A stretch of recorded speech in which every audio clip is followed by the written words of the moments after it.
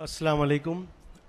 सबसे पहले स्टेज पर बैठे हुए तमाम मुअज़्ज़िज़ शख्सियात जिनके हाथों आपका इस्तकबाल होने वाला है, आपको इनामात से नवाजा जाने वाला है, इन बड़ी शख्सियात के लिए ज़ोरदार तालियां बजाएं हम कि इन्होंने अपना कीमती वक्त आपके लिए निकाला है।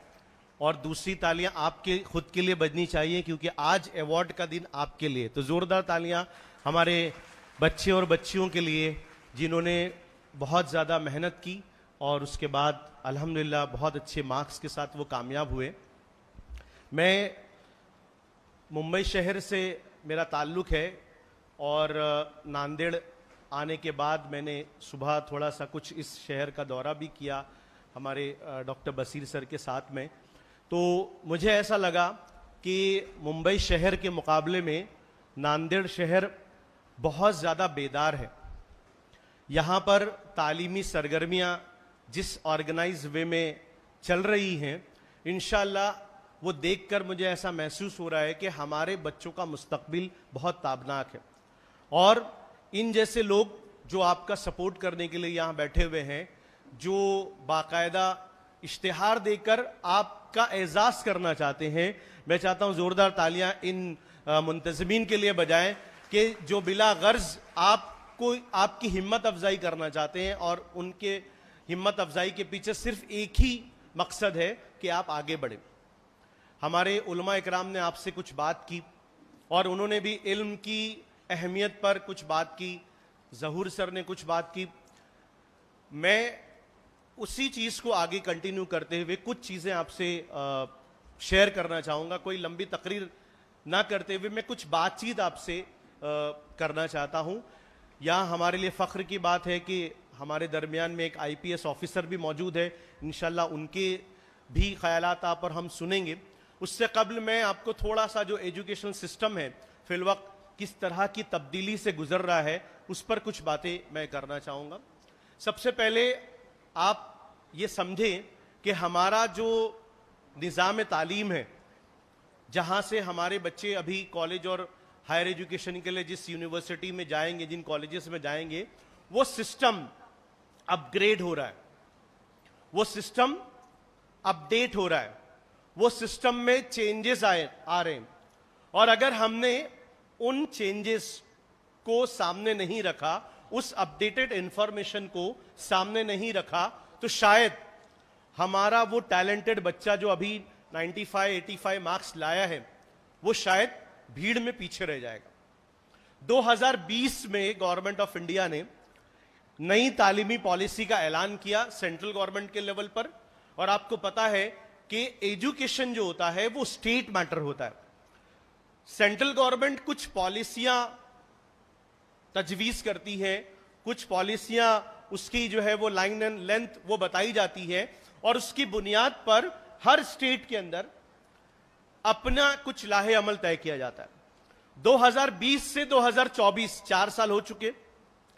2028 तक जितने भी बच्चे यहां बैठे हुए गौर से मेरी बात सुने और पेरेंट्स भी, 2028 तक हमारा सिस्टम ऑलमोस्ट अपग्रेड हो जाएगा, स्टेट लेवल पर भी और सेंट्रल गवर्नमेंट लेवल पर भी। और ये तब्दीलियां आहिस्ते आहिस्ते आ रही। अगर हम उन तब्दीलियों से बाखबर हैं तो हमारे लिए बहुत अपॉर्चुनिटीज खुल जाएंगी।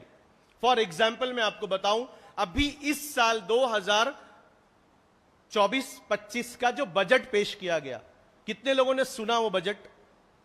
जो अजीत दादा पवार साहब ने अपना जो महाराष्ट्र स्टेट का बजट पेश किया, उसमें उन्होंने एजुकेशन के मुतालिक भी कुछ कहा होगा ना। उन्होंने गर्ल्स एजुकेशन के बारे में एक बहुत बड़ा ऐलान किया। अब अगर हम उससे अवेयर नहीं है तो हम जाहिर सी बात है वो अपॉर्चुनिटी को अवेल नहीं कर पाएंगे। उन्होंने ये कहा कि आइंदा साल यानी ये 2024-25 का जो एकेडमिक ईयर होगा, उसमें गर्ल्स, तमाम गर्ल्स के लिए जिनका ताल्लुक OBC समाज से है और EWS कैटेगरी को बिलोंग करती हैं, उनको अब तक 50% उनकी फीस माफ होती थी और इस साल से वो 100% माफ हो जाएगी गर्ल्स के लिए। तो अब अगर हमको ये बात पता नहीं है या अभी किस तरह से वो पॉलिसी बनकर कॉलेज तक आएगी, कैसे GR बनेगा, क्या उसके लिए डॉक्यूमेंटेशन होंगे, क्या वो रियम्बर्स होगा या फिर डायरेक्टली फीस माफ होगी, इसका पता कौन लगाएगा? आपको लगाना पड़ेगा, हमको लगाना पड़ेगा, बहसते टीचर्स हमको आपको गाइड करना पड़ेगा, जो टीम यहां बैठी हुए एक्सपर्ट्स की।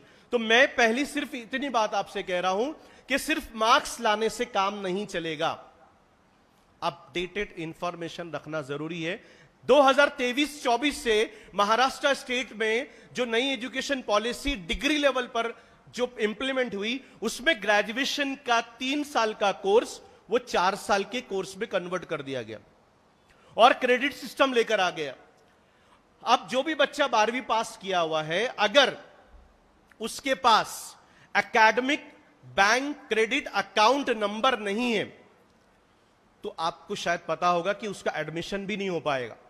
और ये एबीसी अकाउंट, जिसको शॉर्ट में क्या बोलते हैं, एबीसी अकाउंट, आपके बच्चे का मार्क्स कितना आया, 85 95 आया, अब उसके पास क्या नहीं है, एबीसी अकाउंट ही नहीं है, तो उसका ग्रेजुएशन में, नॉर्मल ग्रेजुएशन के कोर्स में एडमिशन नहीं होगा। पहले अपने को एबीसी अकाउंट क्रिएट करना होगा। अब एबीसी अकाउंट कैसे क्रिएट होगा, आपके आधार कार्ड से, आपके आधार पर जो मोबाइल नंबर है उसी से आसानी विद इन 5 मिनट्स किसी भी बच्चे का अकाउंट ओपन हो सकता है। एक मामूली सी बात मैं आपको बता रहा हूं, जो चेंजेस आ रहे हैं, ये चेंजेस को सामने रखना बहुत जरूरी है। आज की तारीख में गरीब वो नहीं है जिसके पास पैसा नहीं, गरीब वो है जिसके पास मालूमात नहीं। क्यों? अगर आपके पास मालूमात है तो वो कोर्स जिसमें शायद फीस 1.5 लाख रुपए से 1.25 लाख रुपए लगेगी, वही कोर्स आप साल के 30,000 रुपए देकर कर सकते हैं, अगर आपके पास मालूमात है। और अभी जो मैंने बताया, मालूमात 100% फ्री हो जाएगा, तो पूरा फ्री हो सकता है आपका। गवर्नमेंट ऑफ महाराष्ट्र की एक पॉलिसी है, एक छोटी सी स्कीम बता रहा हूं, अपडेटेड रहने के लिए मैं आपको बता रहा हूं, TFWS, tuition fee waiving scheme. हर प्रोफेशनल कोर्स के लिए 5% सीट रिजर्व होती है TFWS। और TFWS में यह होता है कि अगर आपकी सालाना इनकम, पेरेंट्स की, जो बच्चा तालीम हासिल कर रहा है उसके वालिद वालिदा की सालाना इनकम 8 लाख से कम है। 8 लाख का मतलब कितना होता है बताइए आप? अगर आप महीने का 50,000 कमा रहे हैं तो 12 महीने का कितना होगा, 6 लाख होने वाला है। और मुझे नहीं लगता यहां पर 50,000 से भी ज्यादा कमाने हैं। ऐसे बहुत सारे बच्चे जिनके वालिदैन 10,000 20,000 रुपए कमा रहे हैं, लेकिन उनके पास वो TFWS सीट का मालूमात नहीं है। और TFWS सीट कैसे हासिल करना है, उसके लिए इनकम सर्टिफिकेट लगता है। इनकम सर्टिफिकेट किसी कॉर्पोरेटर से नहीं मिलेगा, इनकम सर्टिफिकेट आपको तहसीलदार की ऑफिस से मिलेगा। और एडमिशन का फॉर्म भरते वक्त हमको वो सारे डॉक्यूमेंट्स चाहिए होंगे। ये इंफॉर्मेशन, इस तरह की कुछ इंफॉर्मेशन जो मैं आपको बता रहा हूं, वो अपडेटेड इंफॉर्मेशन रखना हमारे लिए बहुत जरूरी है। गवर्नमेंट ऑफ इंडिया ने, स्टेट गवर्नमेंट ने एक सीट अलॉट किया, किसके लिए पता है आपको? एक सीट ऑर्फन बच्चे के लिए अलॉट किया।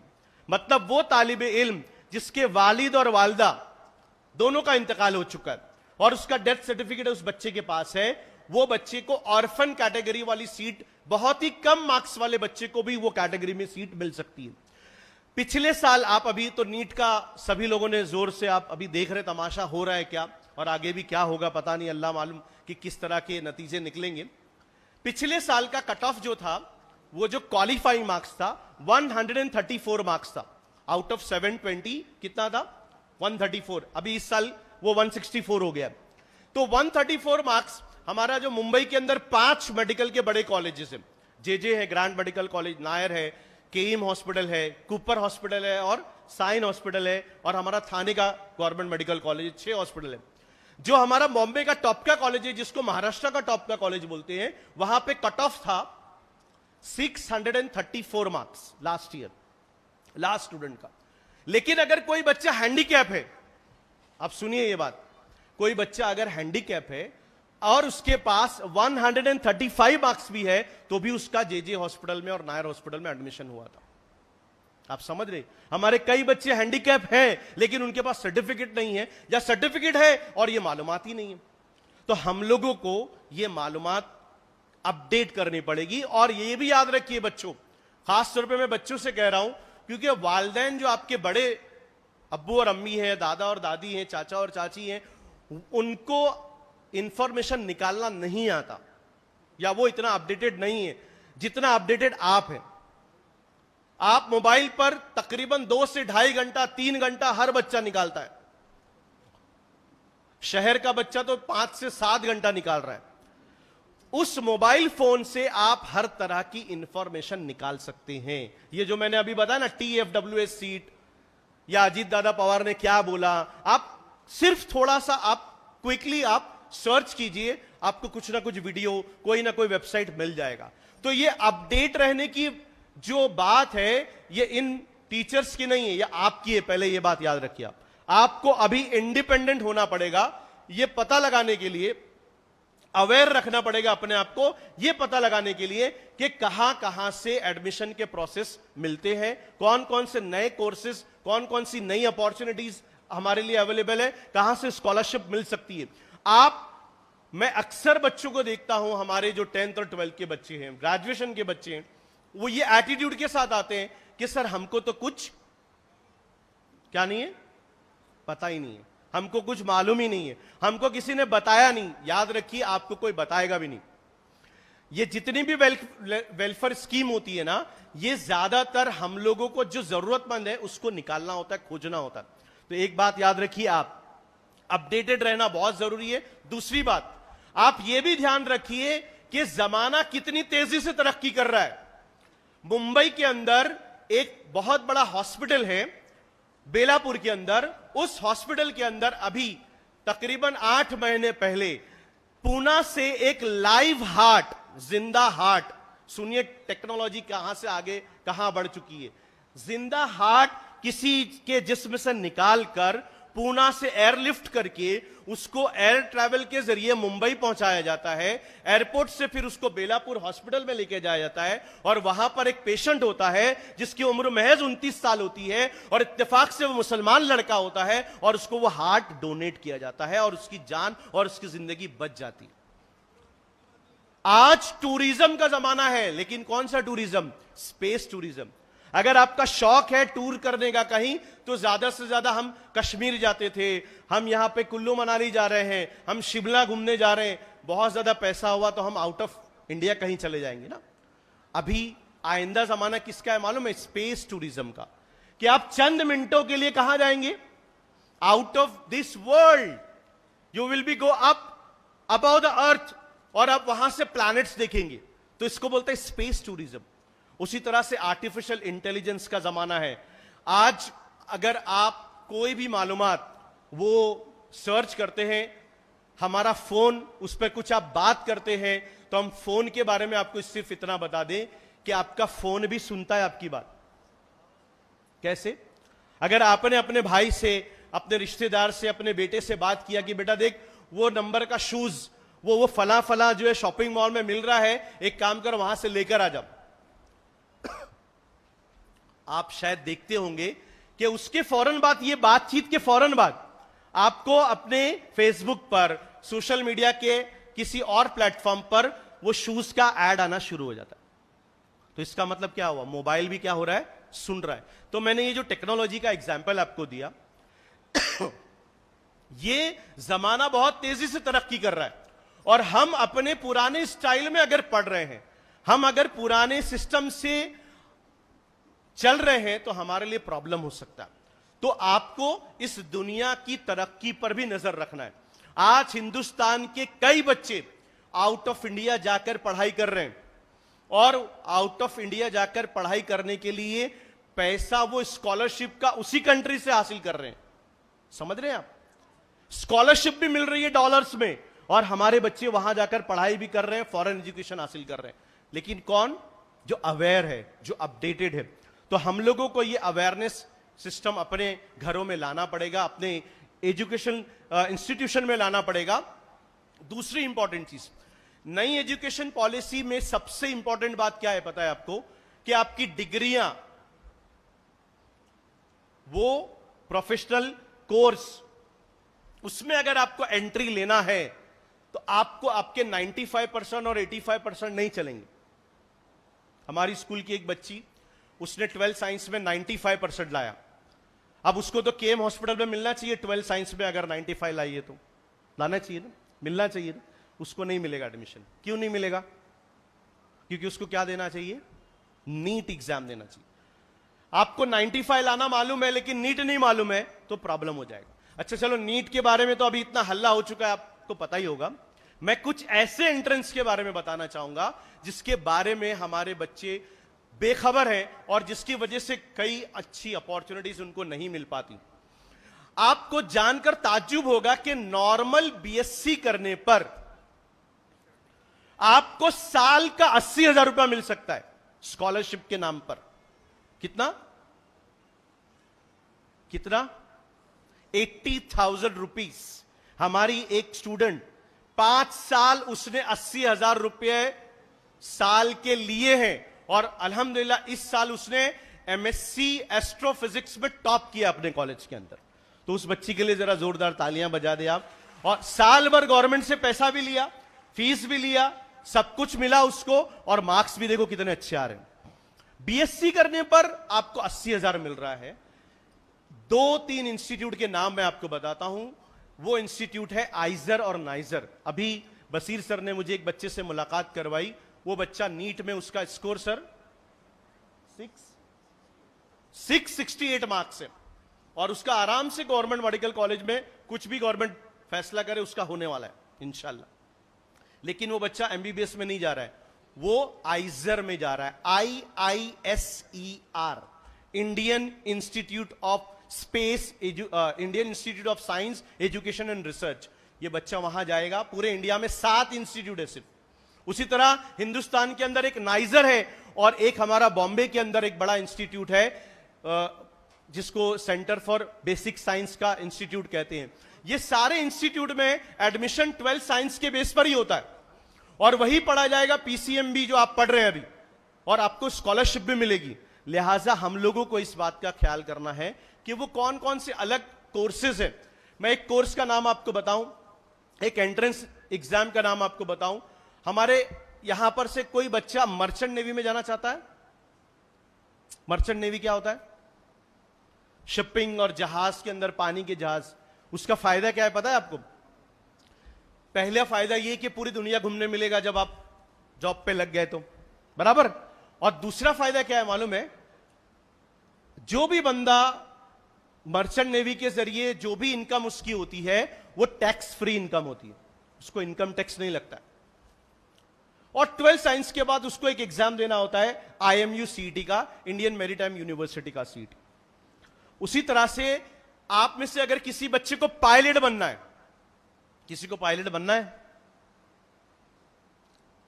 पायलट बनना है किसी को, पायलट बनने के लिए हम लोगों को बच्चे पूछते हैं कि सर मुझे पायलट बनना है, तो मैं कहता हूं बेटा 80 लाख रुपया है क्या आपके पास? तो बोलता है सर 80 लाख। 80 लाख रुपए अगर आपके पास नहीं है और पायलट बनना है तो कैसे बनेंगे?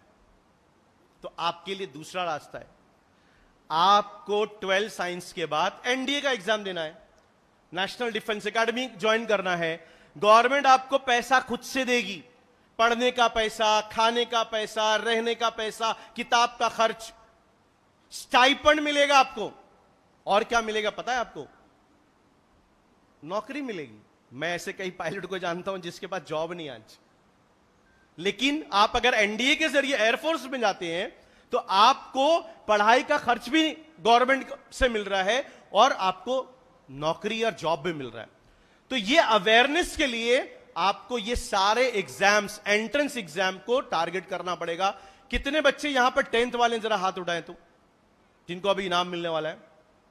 ये सारे बच्चों से मेरी दरखास्त है, हाथ नीचे कर लीजिए। सारे बच्चे घर जाने के बाद ये कोशिश करें कि कौन सा करियर पाथ लेंगे जैसा जहूर सर ने बताया था, और साथ में उसके लिए कौन सा एंट्रेंस हमको क्रैक करना है, उसके पीछे लगिए आप। महाराष्ट्र स्टेट ने कम से कम 20 एंट्रेंस एग्जाम लिया इस साल, 20। और अभी दोबारा कई बच्चों को पता ही नहीं था बीएमएस और बीबीए और बीसीए में भी एडमिशन के लिए एंट्रेंस लगेगा। ऑलरेडी एंट्रेंस हो चुका है, फिर से गवर्नमेंट ने अभी निकाला कि आप फिर से भरिए और अगर नहीं मालूम है तो सीटी दीजिए आप। ये सीटी एंट्रेंस एग्जाम, लॉ करना है अलग सीटी, बीएड करना है अलग सीटी, आर्किटेक्चर करना है अलग से नाटा देना पड़ेगा आपको, होटल मैनेजमेंट करना है अलग एंट्रेंस एग्जाम देना है। ये एंट्रेंस एग्जाम की इंफॉर्मेशन आपको रखना पड़ेगा। और तीसरी चीज जो मैं आपको बता रहा हूं वो है कि अपने पढ़ाई के सिस्टम को बदलना पड़ेगा। अक्सर हमारे पास, अभी मेरे पास एक बच्चे ने कॉल किया और उसके पेरेंट्स इतने ज्यादा मायूस थे क्योंकि बॉम्बे का एक टॉप का कॉलेज है, महाराष्ट्र का टॉप के कॉलेज में शुमार होता है इंजीनियरिंग का, डीजे सांघवी नाम का कॉलेज है, आप उसको सर्च करके पता लगा लेंगे। डीजे सांघवी कॉलेज में एडमिशन के बाद तकरीबन 2.5 साल के बाद एक बच्चा वो कोर्स छोड़ना चाह रहा है। क्यों? वो ये बोलता है कि सर मुझे ये कोर्स नहीं करना, मुझे इंजीनियरिंग नहीं करना। 2.5 साल के बाद वो अपना इंटरेस्ट बता रहा है और ये वो कहता है कि मुझे अभी इंग्लिश से बीए करना है क्योंकि उसमें अपॉर्चुनिटी ज्यादा लग रही है मुझे। तो ये जो सिस्टम है ना कि आप अपनी दिल की बात दिल में ही रखते हैं, उसके बाद एडमिशन ले लेते हैं, क्या पता किस प्रेशर की वजह से एडमिशन ले लेते हैं, उसके बाद पैसा खर्च होता है, टाइम जाता है, मेहनत जाती है। उसने शिकायत यह की थी कि सर उस बड़े कॉलेज में भी पढ़ाने के लिए टीचर हमारे को साथ नहीं दे रहे। तो ये समझ के चलिए आप, ये नई तालीमी पॉलिसी या ये नया सिस्टम ये एक सौगात लेकर आ रहा है कि कॉलेज में, खास तौर पे डिग्री कॉलेज में, अब आपको पढ़ाने के लिए वो टीचर नहीं मिलेंगे जो स्कूल लेवल पे मिलते हैं, कि आपके सर पे हाथ रखकर, आपका नाम लेकर कि बेटा नूरजहां फिजिक्स की आपने जनरल कंप्लीट की कि नहीं, अच्छा आज नहीं किया तो कल कंप्लीट करना है, ऐसा कोई नहीं। आज कंप्लीट नहीं किया, ठीक है, आपको 0 मार्क्स, आपका 1 साल जाया हो जाएगा, 6 महीना केटी में चला जाएगा।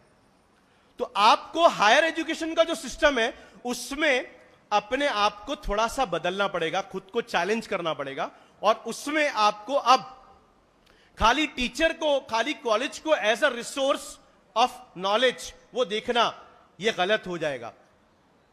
अब आपको वो सारे ऑनलाइन प्लेटफॉर्म्स, वो दूसरे जो प्लेटफॉर्म्स है जहां से आपको नॉलेज मिल सकता है वो ढूंढना पड़ेगा। जैसे फॉर एग्जांपल मैं आपको बताऊं, आप अगर कोई भी एक कंप्यूटर का बहुत अच्छा कोर्स किसी अच्छे इंस्टीट्यूट से नांदेड़ में करना चाहते हैं, छोटा मोटा कोर्स भी, कॉरल ड्रॉ है, फोटोशॉप है, या आप पाइथन सीखना चाहते हैं या कोई कोडिंग सीखना चाहते हैं, आपको उस कोर्स के लिए कम से कम 20 से 25 हजार देने पड़ेंगे। लेकिन यही कोर्स आप 250 से 300 रुपए में कर सकते हैं सर्टिफिकेट के साथ। मैंने क्या बोला? गरीब कौन है? जिसके पास पैसा नहीं वो नहीं, गरीब वो है जिसके पास मालूमात नहीं। आप एक वेबसाइट का नाम लिख लीजिए, यूडीमी, कोर्सेरा, माइंड लस्टर, ये ऐसे वेबसाइट्स है। गवर्नमेंट ऑफ इंडिया का एक वेबसाइट है स्वयं, उसके अंदर updated upgraded courses online platform के जरिए आपको दिए जा रहे हैं। आप अपना ग्रेजुएशन करते करते, आप अपना बीई करते करते, एमबीबीएस करते करते, बीएमएस करते करते, बीबीए करते करते, ये 6-7 अलग अलग सर्टिफिकेट कोर्सेज आपको करना होगा, और ये एड ऑन कोर्सेज के साथ आपकी स्किल बढ़ेगी। तो ये एड ऑन कोर्सेज की मालूमात आपको लेना पड़ेगा, एग्जाम देना पड़ेगा, उसके सर्टिफिकेट्स लीजिए। और चूंकि मेरे पास वक्त नहीं है, ऐसी बहुत सारी इंफॉर्मेशन है जो हम आपको शेयर कर सकते हैं। मैं एक चीज और बताऊं, अभी आपको अपनी स्किल्स को डेवलप करना पड़ेगा। आप स्टूडेंट तो हैं, आप बहुत अच्छे मार्क्स तो ला रहे हैं, लेकिन आपको यह पता ही नहीं है कि अपने आप को एक्सप्रेस कैसे करना, कम्युनिकेट कैसे करना। तो 4 सी याद रखिए। कितने सी? मेरे साथ बोलिए 4 सी, बोलिए 4 सीज। नंबर 1 कम्युनिकेशन, बोलिए number 1। Number 2 creativity, number 2 creativity.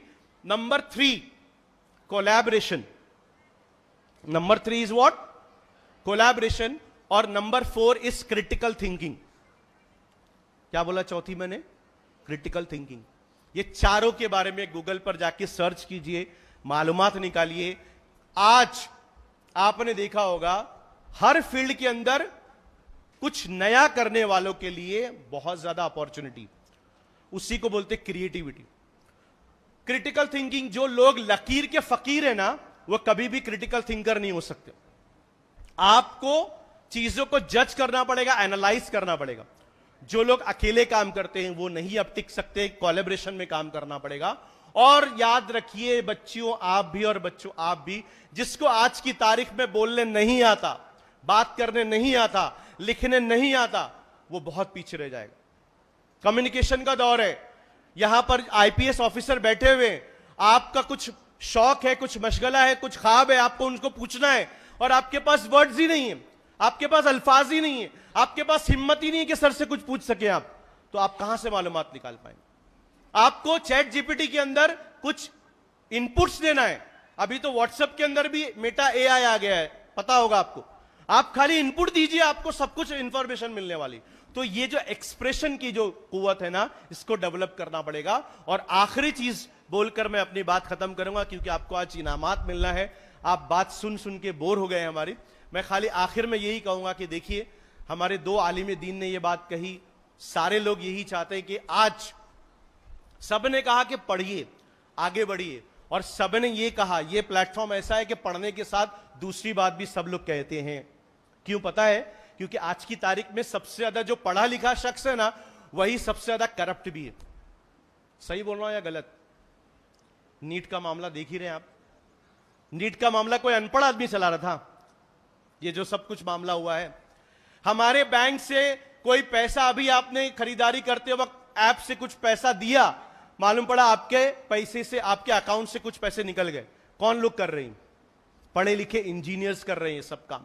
तो मैं आपसे रिक्वेस्ट करूंगा क्या, कि हम लोगों के पास अल्लाह ताला ने जो हमारे पास एक किताब दी है, एक कुरान मजीद दिया हुआ है, अहादीस का पूरा जखेरा है।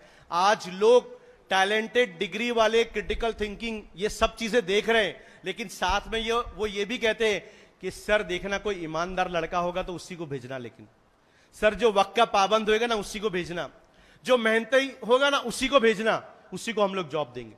तो जो इंपॉर्टेंट चीज है ना, वो ये कि हम जमीन से जुड़े रहें, बड़ों की इज्जत करें, एहतराम करें। हम लोग अपने अंदर वो एथिकल चीजें पैदा करें कि हम एमबीबीएस डिग्री और एमएस और एमडी करने के बाद कोई कट प्रैक्टिस ना करे, कोई ऐसा काम ना करे। आपने देखा होगा कि बेचारा पेशेंट का इंतकाल हो चुका है, लेकिन बिल बढ़ाने के लिए चल रहा है कामकाज, क्योंकि बिल बढ़ाना है। तो ये इथिकल चीजें हमारे अंदर हमको पैदा करनी पड़ेंगी, और तभी हम जो है इस मुल्क की खिदमत कर सकेंगे। आने वाला दौर वो आपका है। याद रखिए, आज मेरी स्कूल का एक बच्चा और एक बच्ची ने तो 720 में से 720 मार्क्स लाया। एक बच्चा जिसने 776 मार्क्स लाया, वो 10 बाय 10 के एक छोटे से घर में रहता है। मुंबई के अंदर भी बहुत गुर्बत है, याद रखिए ये बात। काफी गरीब लोग वहां रहते हैं, और गरीब अनपढ़ मां बाप के बच्चे, रिक्शा चलाने वालों के बच्चे भी आज टॉप कर रहे हैं, अगर वो मेहनत करना चाहते हैं तो मैं सिर्फ आपसे यही रिक्वेस्ट करूंगा कि आप मेहनत कीजिए, अपने आप को तैयार कीजिए, और ऐसे लोगों से जुड़िए जो आपको समाज में हेल्प करने वाले हैं।